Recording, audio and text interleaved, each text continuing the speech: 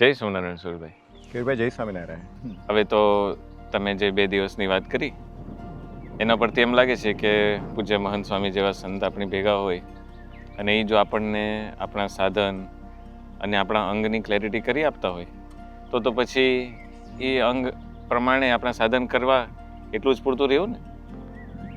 તમારી વાત બહુ સાચી છે કેરભાઈ.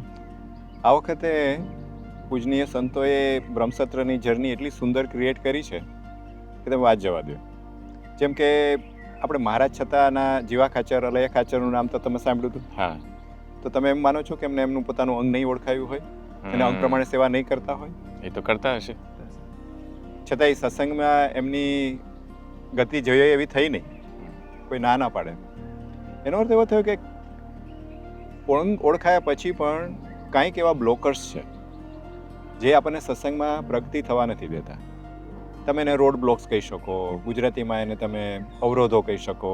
કે ઘણી વખત આપણે અનુભવતા કે ભૂલમાં હેન્ડબ્રેક કારની રહી ગઈ હોય અને પછી આપણે કાર ઉપર ગમે એટલું એક્સિલરેશન કરીએ તો પણ કાર માંડ ચાલે.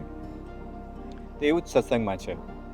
જો સાવધાની ન રાખીએ, એ બ્લોકર્સને જો આપણે આઈડેન્ટિફાઈ ન કરીએ તો સત્સંગમાં આપણે જોઈએ ને એવી ગતિ ન થાય. એટલે ત્રીજે દિવસે સંતોએ બ્લોકર્સને કેમ આઈડેન્ટિફાઈ કરવા ને એનું આખું સરસ મજાનું આયોજન કર્યું છે. સરસ.